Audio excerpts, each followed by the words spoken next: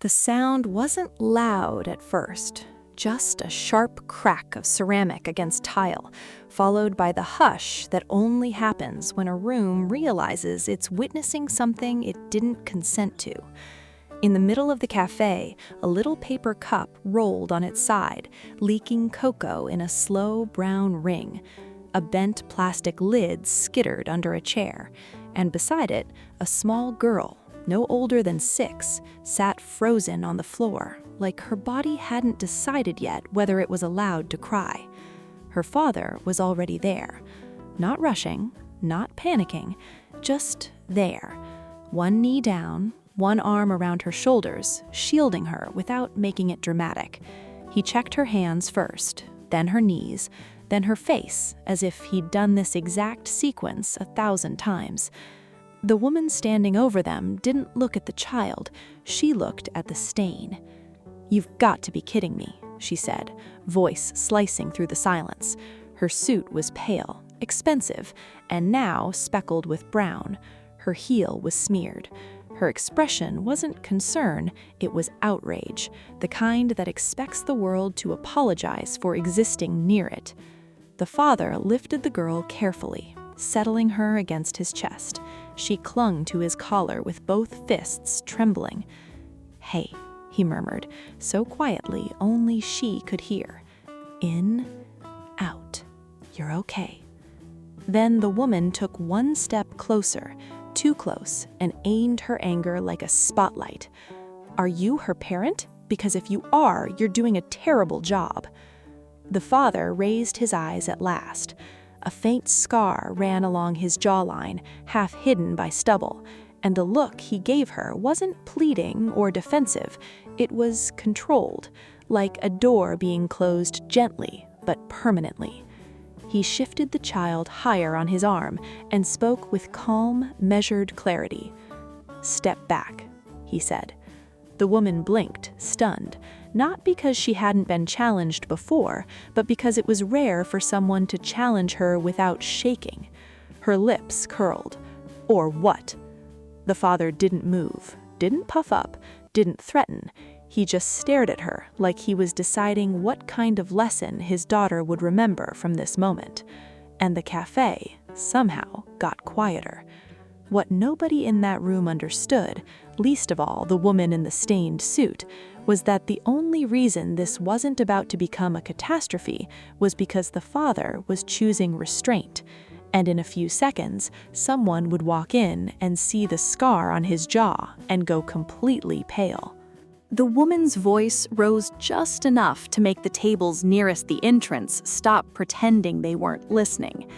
"Do you have any idea what this is?" she demanded, pointing at her suit like it was evidence in a trial. "This is an Armandi, limited run. I have a meeting in 20 minutes. The father didn't glance at the fabric. He kept his attention on the little girl's face, watching her try to be brave through the wobble in her mouth.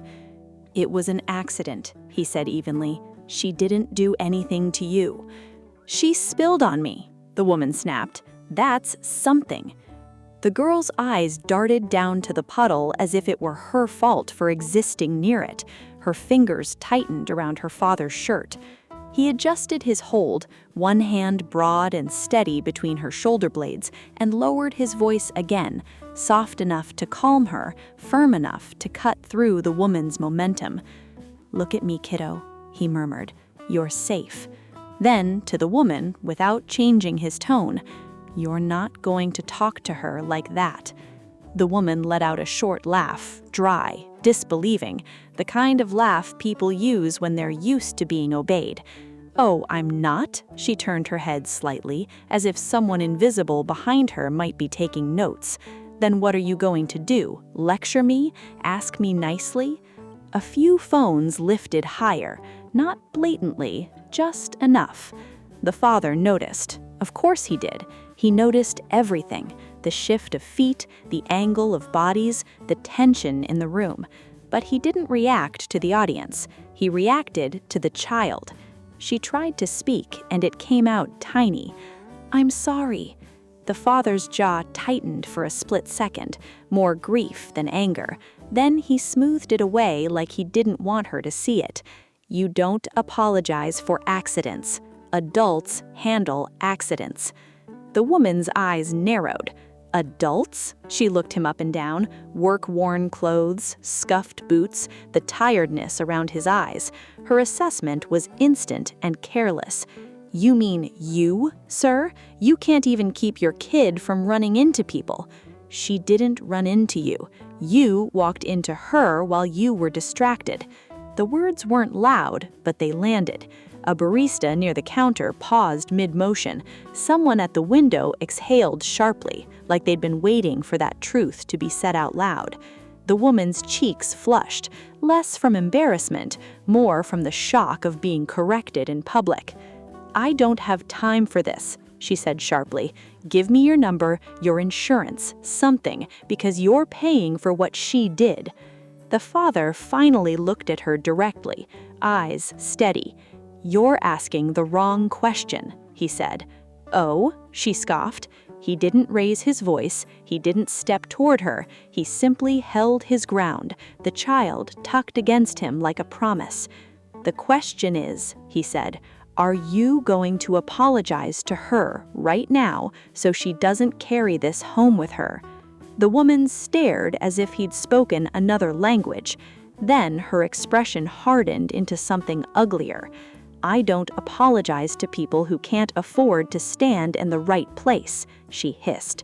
The little girl flinched at the venom in her tone. The father's hand moved a slow, reassuring circle on her back. He didn't react fast, he reacted carefully. "Last warning," he said quietly. "Step back, lower your voice, and leave." For a moment, the woman hesitated, just a flicker, like some survival instinct recognized a line she shouldn't cross. Then pride smothered it. She took one deliberate step closer, and that's when the cafe doors swung open behind her, hard enough to rattle the glass, because her security detail had arrived, the kind of man paid to end problems quickly. He took one look at the father and started toward him like a threat, until he noticed the scar and everything in his face changed.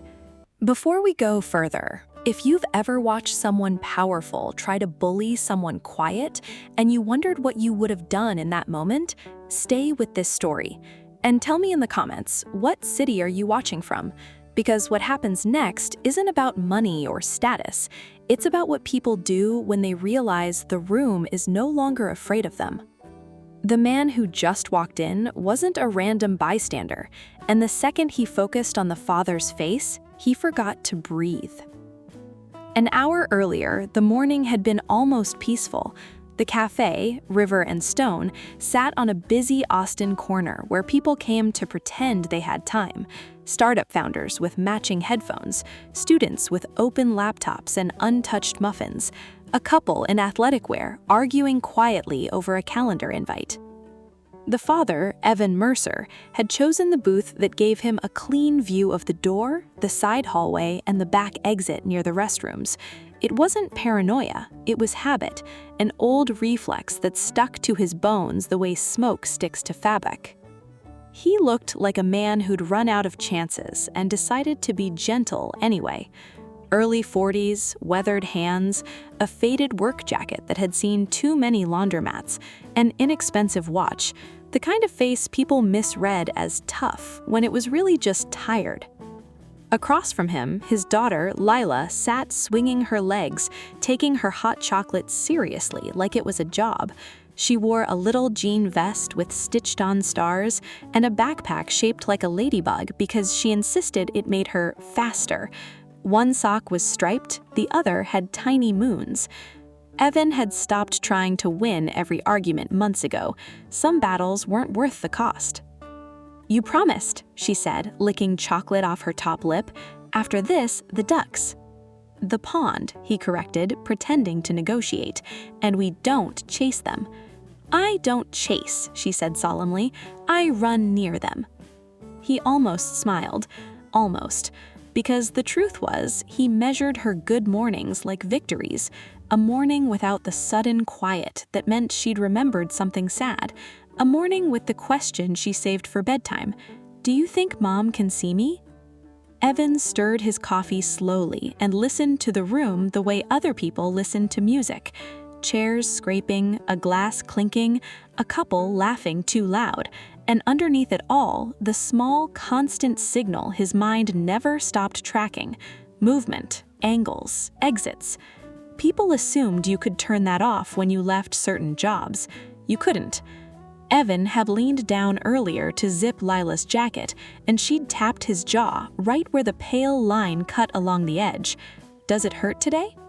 "No, Bug," he said. "Just a scratch from a long time ago." She'd accepted that like children accept mysteries they don't want explained. Then she'd slid out of the booth proudly, carrying her small cup with both hands, whispering to herself like it was a heroic mission. Evan had tracked her without staring, just a slight shift of his gaze, the kind nobody noticed. And then the front door had opened.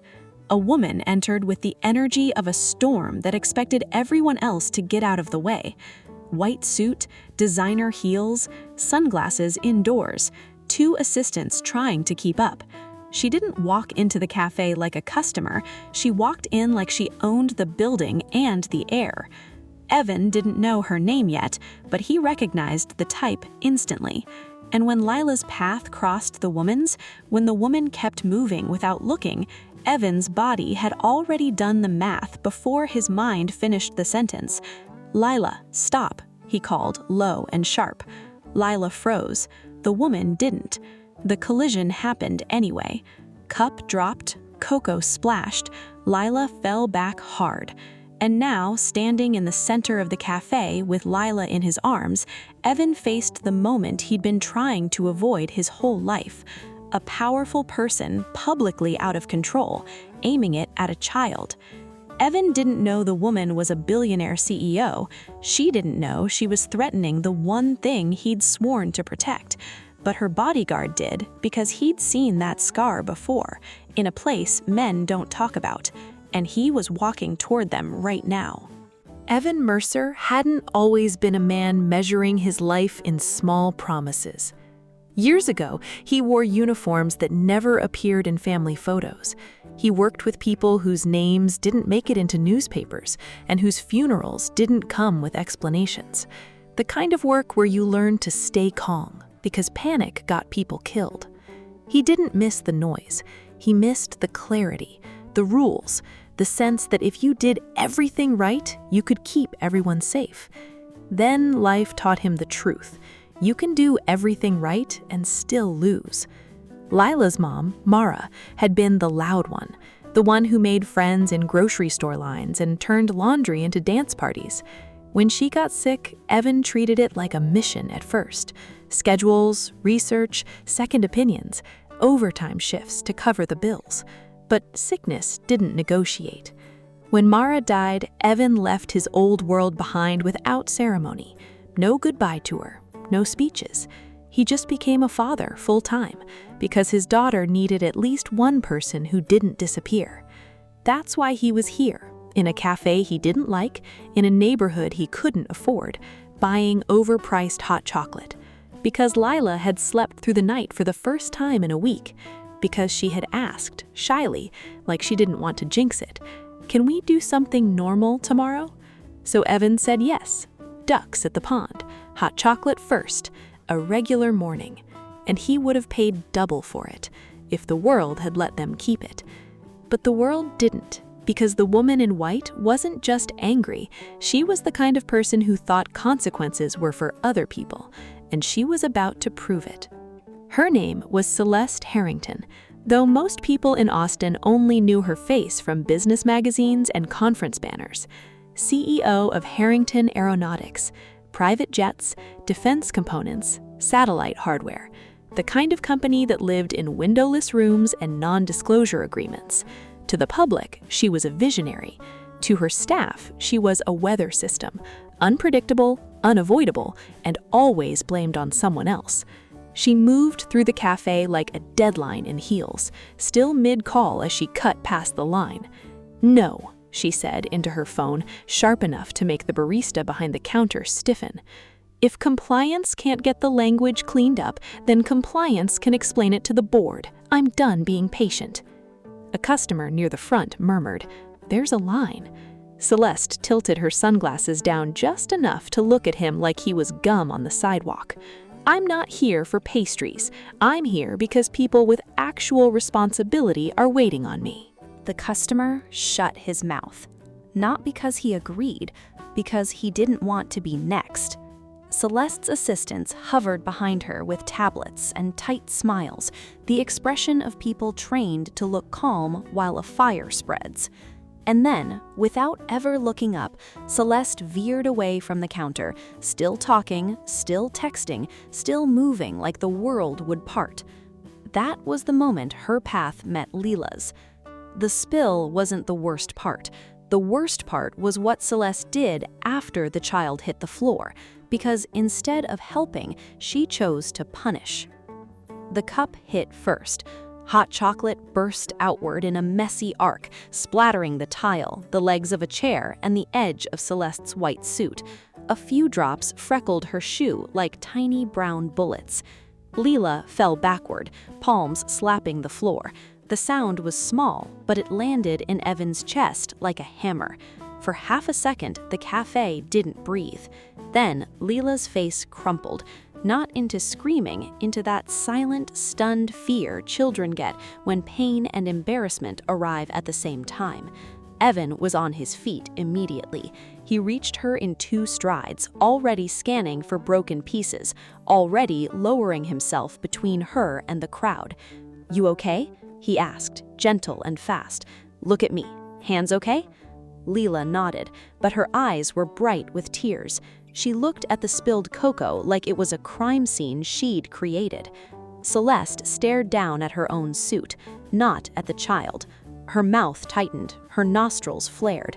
And then she spoke, loud enough for the whole room. "Unbelievable!" Evan's head listed slightly. "She fell. Give her a second." Celeste's gaze snapped to him, offended that anyone else was speaking in the moment. "Control your kid," she said, each word crisp with disgust. "This is why places like this go downhill. People bring children and let them wander around like—" Evan stood, Leela in his arms now, her face tucked into his shoulder. "She wasn't wandering," he said, voice level. "She was throwing something away. You ran into her." Celeste let out a sharp laugh. "I ran into her? Are you serious?" Leela whispered into Evan's jacket, tiny and shaking.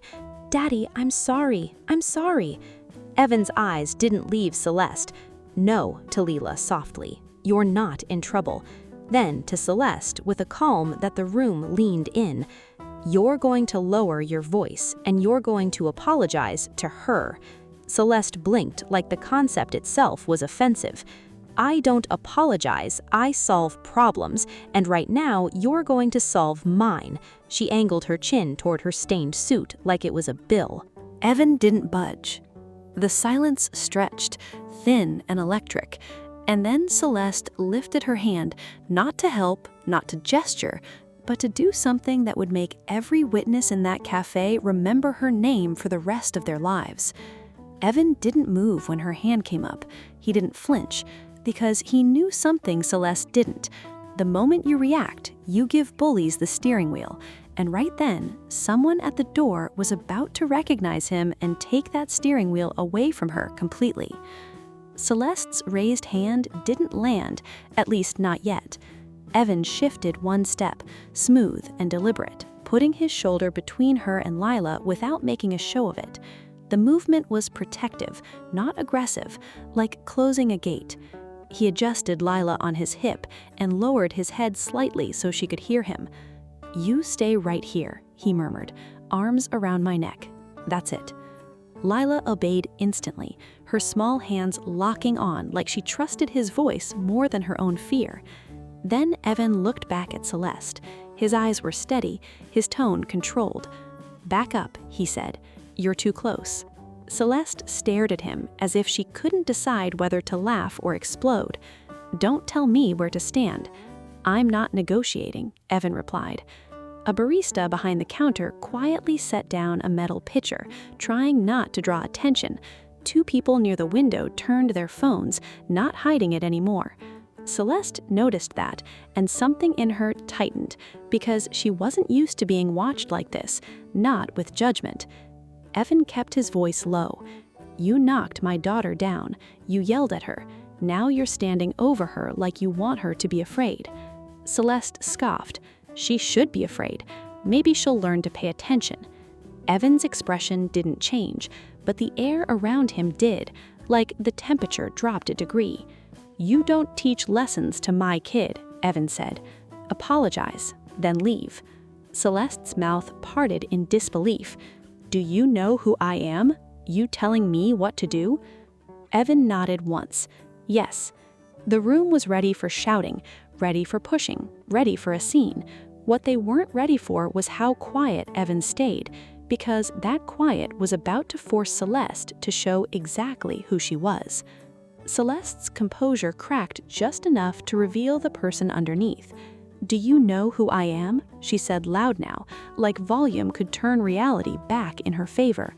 "My time is scheduled by people who don't wait. I have meetings with officials who could shut your entire life down with a phone call." Evan didn't blink. "Then make the call after you apologize to a 6-year-old. Celeste's lips curled in disbelief. A 6-year-old who just ruined, she jabbed a finger toward the stain, a suit that costs more than your monthly rent? A few people around the cafe shifted uncomfortably. One older woman actually frowned out loud, the sound small but clear. A young man by the pastries muttered, "Wow," like he couldn't help it. Celeste heard that too.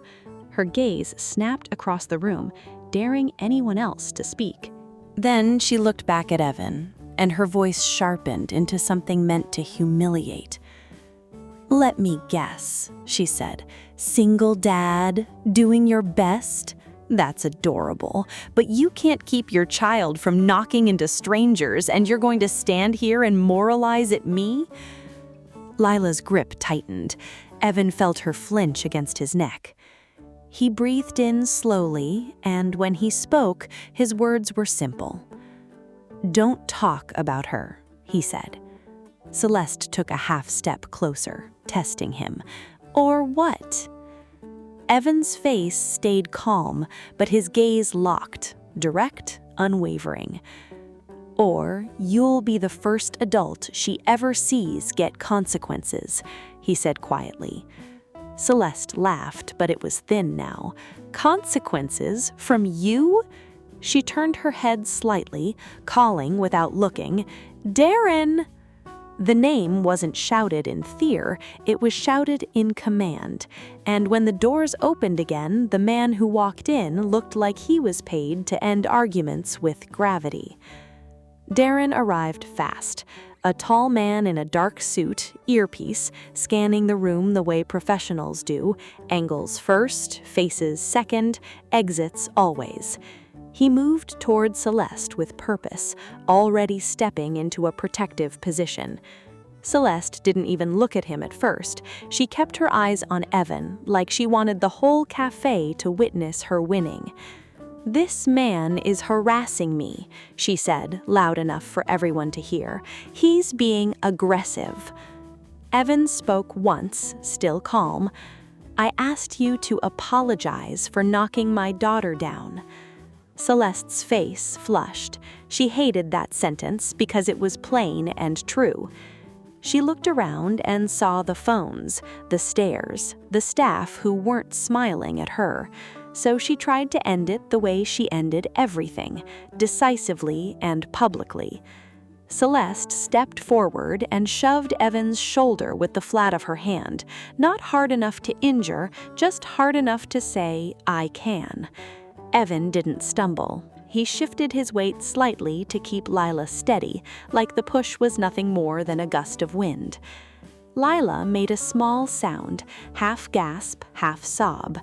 That sound changed something in Evan's eyes, not into anger, into focus. Celeste mistook the shift for fear, and then she did the thing she could never undo. She drew her hand back and slapped him. It wasn't a dramatic wind-up, it was quick, sharp, a humiliation designed for an audience. The sound cracked across the cafe. A spoon clinked against a saucer somewhere. A chair scraped as someone stood up without meaning to. Celeste's palms stung, and she smiled like she'd reclaimed power. Evan's cheek reddened. He didn't raise his hand. He didn't step forward. He just looked at her with a stillness so complete it made Celeste's smile falter. "Are you done?" he asked. Celeste expected him to lash out. When he didn't, she turned to her bodyguard, certain he'd handle it. But Darren wasn't looking at her anymore. He was staring at Evan's jaw, at that scar, like he'd just seen a ghost. Darren moved one step closer to Evan, shoulders squared, voice ready. "Sir," he began, tone hard, "put the child down and—" He stopped mid-sentence because Evan shifted Lila slightly and the cafe lighting caught the line along his jaw, pale, clean, old. Not a bar fight scar, not an accident, a scar that looked like a memory. Darren's eyes dropped, just for a fraction of a second, to Evan's forearm where the sleeve had pulled back. There was ink there, faded and partial, nothing flashy, just a small emblem, the kind you wouldn't notice unless you knew exactly what you were looking at. Darren's entire posture changed. His hand, which had been hovering near his jacket, lowered slowly.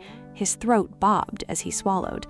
Evan didn't acknowledge him at first. His attention stayed on Lila, his palms steady on her back. But Darren was staring now, recognition dawning with the slow horror of someone who just pointed a weapon at the wrong person. Celeste noticed the hesitation and snapped, "Darren, what are you doing? Remove him!" Darren didn't respond. He took a careful breath, eyes fixed on Evan's face. "Mercer?" he said, like he wasn't sure he was allowed to say the name. Evan's gaze finally flicked to him, not surprised, just measuring. Darren's voice dropped, suddenly respectful. "It's you." The cafe went so quiet you could hear the espresso machine cycle off. Celeste looked between them, confused and furious. "Darren, now!" Darren didn't move, not because he was disobeying, because for the first time in a long time, he was afraid of doing the wrong thing. He raised both hands slightly, palms out, an unconscious sign of de-escalation. "I'm sorry," Darren said to Evan, voice tight. "I didn't recognize you."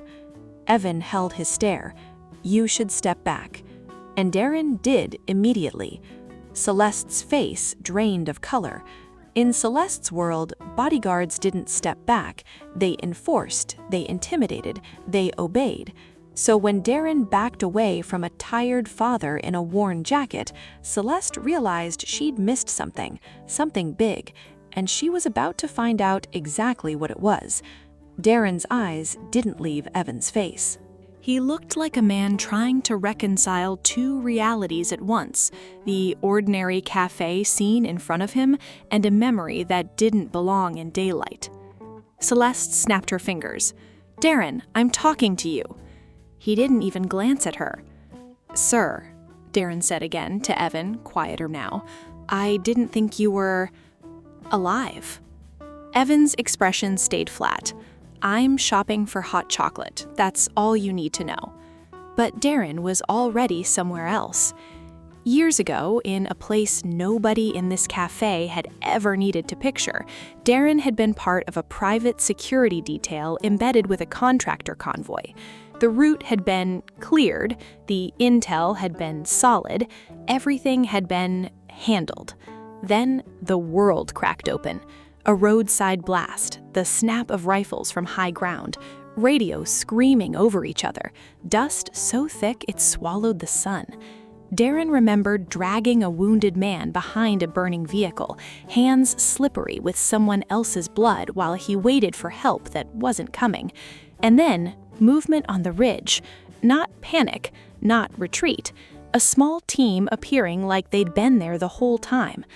Evan had been the one who reached them first. Calm, brutal efficiency, voice low over the chaos. Stay down. Breathe. Don't look up.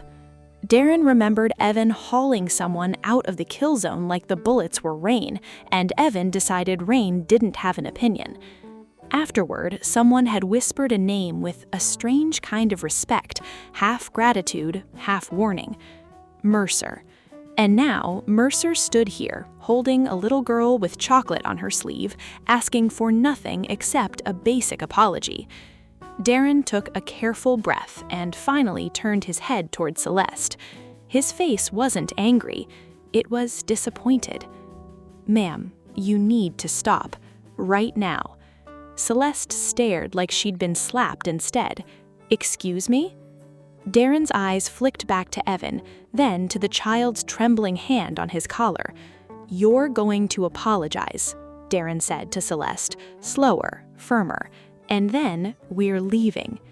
Celeste had never seen Darren talk to her like that, not once, and the second she realized her own security was siding against her, she did what powerful people do when they feel cornered. She tried to crush everyone with a single phone call. Celeste's voice sharpened into a pitch meant to restore control through intimidation. "This is ridiculous, Darren. I pay you to do your job." Darren didn't move. "I am doing my job, preventing you from making this worse." Celeste's eyes flashed. "Worse? I was assaulted." Evan spoke once, calm as stone. "I slapped you." Celeste ignored him and turned to the room like she was addressing a jury that already belonged to her. "Everyone is recording a staged confrontation because some man wants attention," she declared. "Congratulations, you found the day's little outrage." A few people didn't look away this time. One woman at a corner table actually shook her head, disgusted. A barista muttered, "It's not staged," under his breath. Celeste heard the lack of fear in the room, and it frightened her more than she'd ever admit. So she went to the one tool she trusted, leverage. She pulled out her phone with a fast, practiced motion and started scrolling. "You want apologies?" she said, voice trembling with rage. "Fine, let's see how brave you are when you're explaining yourself to people who actually matter." Darren's jaw tightened. "Ma'am, don't." Celeste jabbed at the screen. "Watch me." She turned the speaker on, loud. Then she held the phone up, not like a call, but like a weapon pointed at Evan's life. The call rang once, twice, and when the person on the other end finally answered, Celeste smiled, because she was sure she'd just won. She had no idea she'd called the one person who would make her lose everything. A voice answered, male, brisk, irritated, the tone of someone accustomed to being obeyed. "Celeste, if this isn't about the Arlington briefing, make it quick." Celeste's expression snapped into polished innocence so fast it could have been taught in a boardroom. "Director Klein," she said sweetly, loud enough for everyone to hear, "I'm sorry to bother you, but I'm at River and Stone and been harassed by a man who's become aggressive. He's holding up my schedule, and security is, apparently, refusing to assist." Darren's eyes closed briefly, like he was watching a car drift toward a cliff. Evan didn't move. He just held Lila and waited. On the other end, Klein's tone cooled a fraction. "What do you mean, refusing?" Celeste glanced at Darren like she was about to punish him later. "My bodyguard says he knows the man, some veteran thing, a scar, some tattoo. It's nonsense." There was a pause, tiny but real. Then Klein said, slower now, "Describe him again." Celeste's confidence wavered. "He's tall, brown hair, a scar along his jaw, wearing a worn jacket, holding a little girl." Another pause. When Klein spoke again, the irritation was gone, replaced with something that sounded dangerously close to caution. "Put him on," Klein said. "Excuse me?" "Put him on the phone." The command had weight, the kind of weight Celeste usually enjoyed wielding. She held the phone out toward Evan like she was forcing him into her courtroom. Evan didn't take it. He leaned slightly toward the speaker. "Klein," he said, voice even. "It's Mercer." Silence. Not a dropped call silence, like the person on the other end had just stood up without realizing it. Then Klein's voice returned, different now, respectful, careful. "Evan," he said, "I didn't know you were in Austin." Evan glanced at Leela Sayre, smoothing it with 2 fingers. "I wasn't planning to be on anyone's radar." Klein's tone turned colder, controlled. "Celeste, what happened?" Celeste rushed in, panicking as control slipped. "He threatened me. His child spilled on me. He—" "Stop." Klein cut in, sharp. "Evan, are you safe?" Evan's eyes stayed on Celeste. "My daughter got knocked down. Then your contractor screamed at her and slapped me." A beat. Klein's voice dropped into something final. "She slapped you?" "Yes." Celeste's mouth opened. "Director." Klein didn't let her finish. "Celeste Harrington," he said, voice like a door locking. "Effective immediately, your firm is suspended from the Arlington bid process pending review. Do not contact my office directly again. Your counsel will receive instructions." Celeste's knees seemed to soften, like her body couldn't process the fall that fast. "You can't," she whispered. "I can," Klein said, flat. His voice softened only when he addressed Evan again. "Evan," he said quietly, "I'm sorry, truly. If you need anything—" "Finally," she said, voice tight with triumph. "Officers, arrest him. He threatened me. He harassed me. My security can't control him." The officer's gaze moved to Evan's cheek, then to Leela's wet lashes, then back to Celeste. "Ma'am," he said evenly, "did you strike him?" Celeste's eyes widened, offended by the question itself. "Of course not. He's lying." A voice from a nearby table cut in, shaky but firm. "She hit him," said a young man holding up his phone. "It's on video."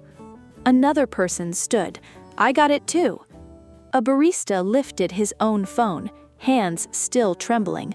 "3 angles," he said quietly, and she screamed at the kid first. Celeste turned in a fast circle, suddenly realizing the room had become a witness stand. "You," she started, pointing at them like they were traitors. The older officer held up a hand. "Ma'am, step back." Celeste's voice rose into a near shout. "Do you know who I am?" The officer's expression didn't change.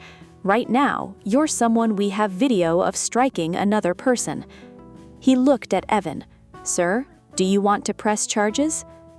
Evan didn't answer immediately. He looked down at Leela, saw the fear still stuck to her, and made his decision like a father, not a man seeking revenge. "Yes," he said simply, "I do." Celeste's face collapsed into rage. "This is unbelievable! Darren, say something!" Darren didn't move. He stared at the floor like he couldn't stomach what he'd enabled for so long. The officer's voice remained calm. "Ma'am, turn around, hands behind your back." The handcuffs clicked. Celeste inhaled sharply, like the sound itself had never touched her life before, and the cafe finally exhaled. Most people thought that was the end of it. Billionaire arrested, hero dad walks away. But the part that mattered most happened after, the moment Evan's daughter looked up at him and whispered something that almost broke him in half. When the officers led Celeste toward the door, she kept talking, threats, names, lawsuits, words thrown like stones at anyone within reach. Evan turned slightly so Leela wouldn't have to see her face. Leela's arms stayed locked around his neck. Her breath came in short, uneven pulls.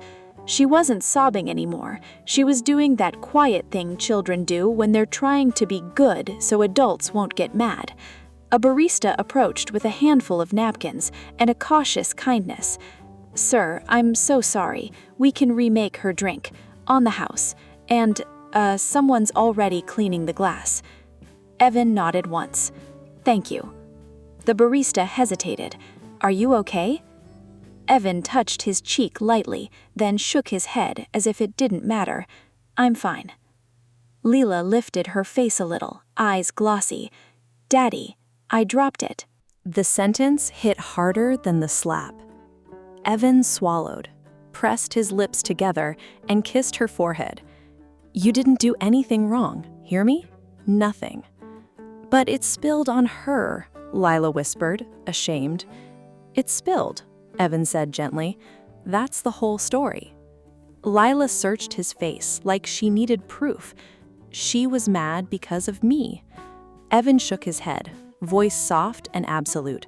"She was mad because she came in already angry. You just happened to be nearby." Lila frowned, thinking as hard as only a 6-year-old can. "So, I wasn't bad?" "No," Evan said. "You were brave."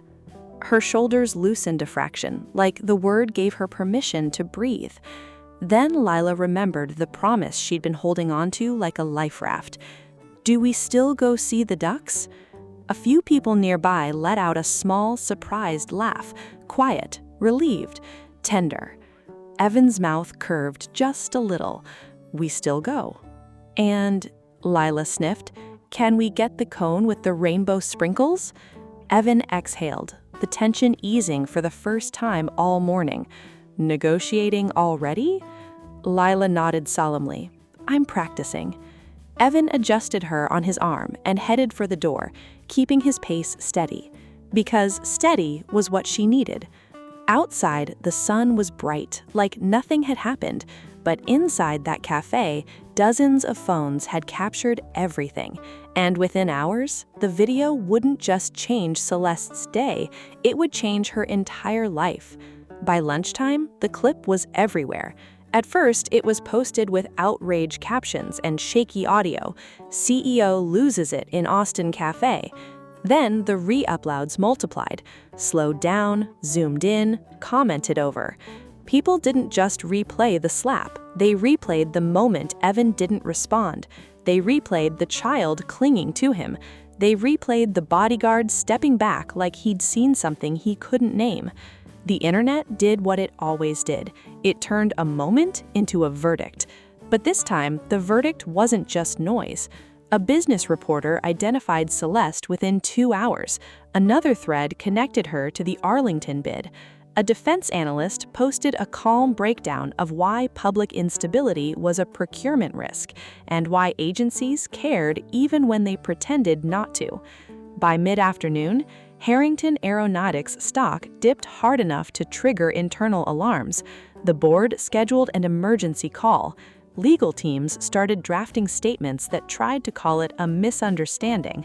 And then, veterans began commenting. Not details, not classified stories, just recognition. "That's Mercer. That's the guy who brought my friend home.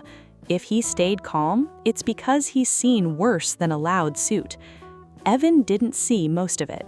He spent the afternoon at the pond, watching Leela toss crumbs too close to her shoes and squeal when ducks waddled over like tiny, impatient landlords. But the world was already moving around them, and it didn't stop when they got home. That night, after Leela fell asleep with a stuffed ladybug tucked under her chin, Evan's phone buzzed. Unknown number. He almost ignored it. Then a text arrived. "It's Darren. Please call. It's important." Evan didn't want contact. He didn't want attention. But Darren wasn't calling to gossip. He was calling to warn him that reporters had started digging, and someone was trying to find Evan's daughter. Darren's voice on the phone sounded smaller than it had in the cafe. "They're looking for you," he said. "Not just online, like physically. Someone photographed your license plate outside the pond. I thought you should know."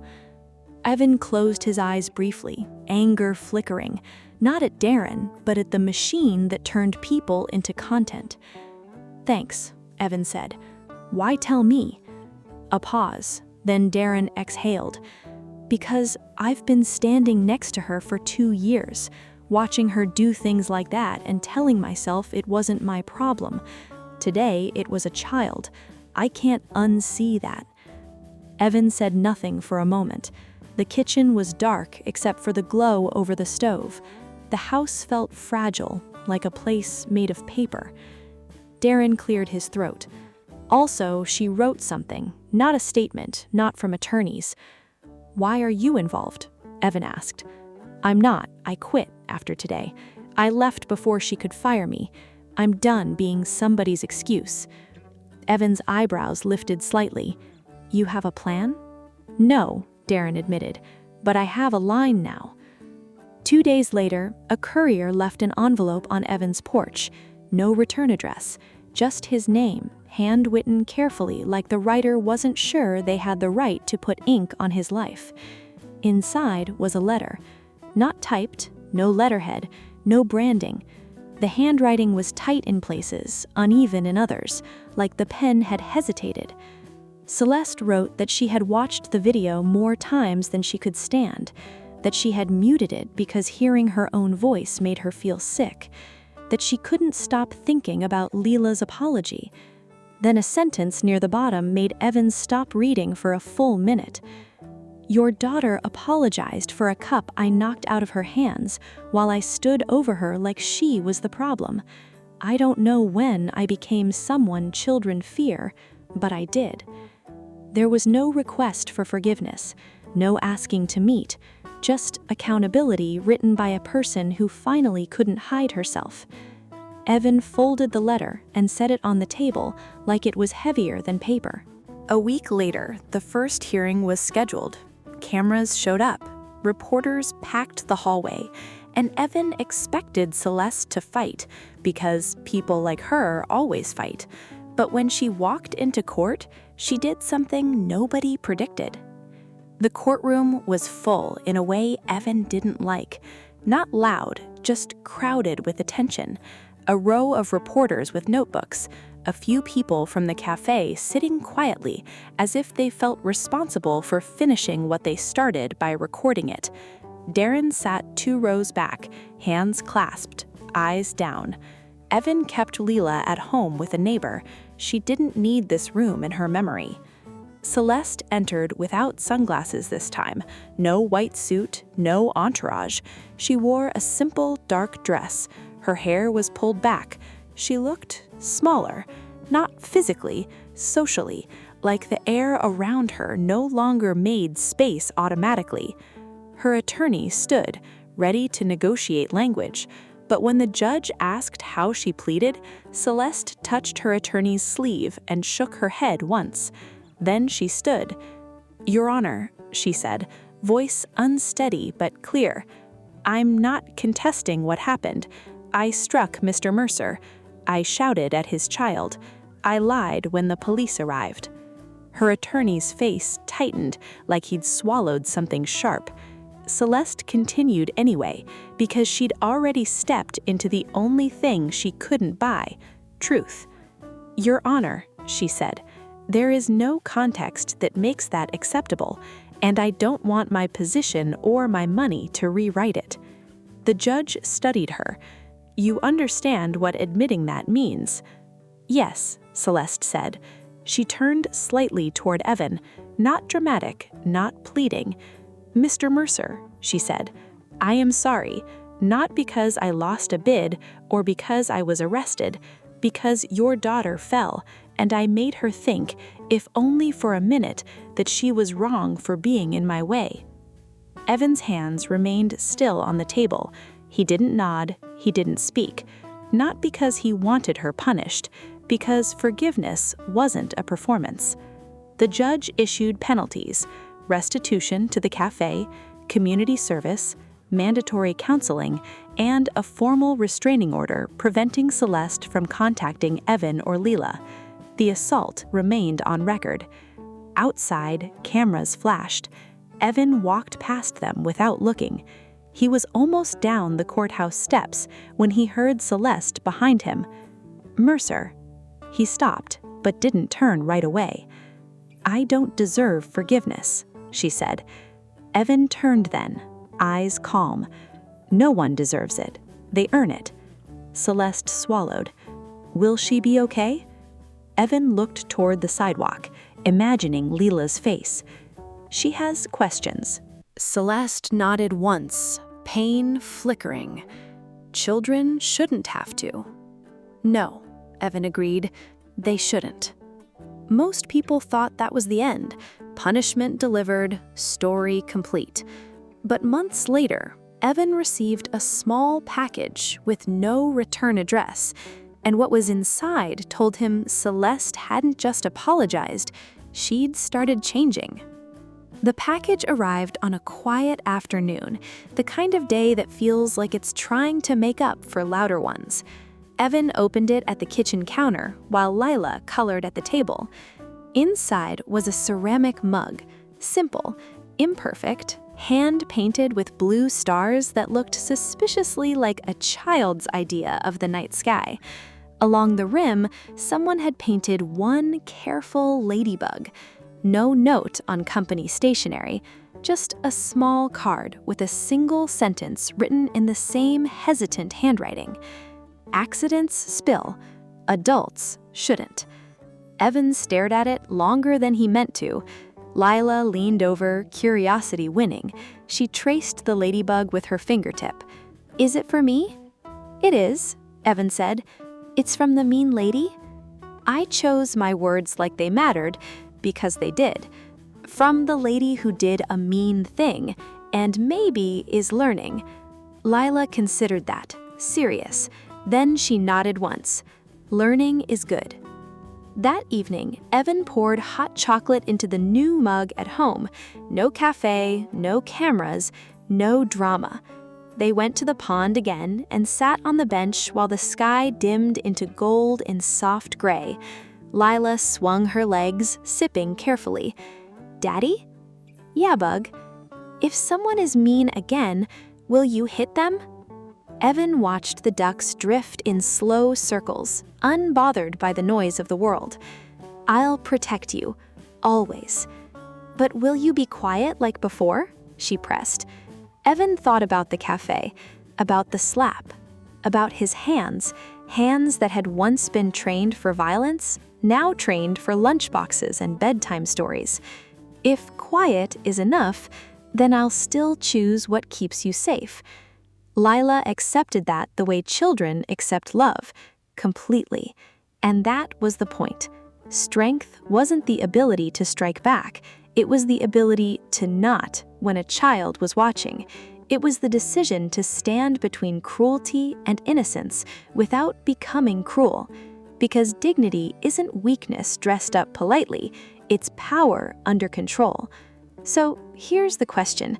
When life tests you in public, when your pride is poked and everyone is watching, do you choose reaction or restraint? Tell me in the comments and subscribe for more stories where character matters more than status.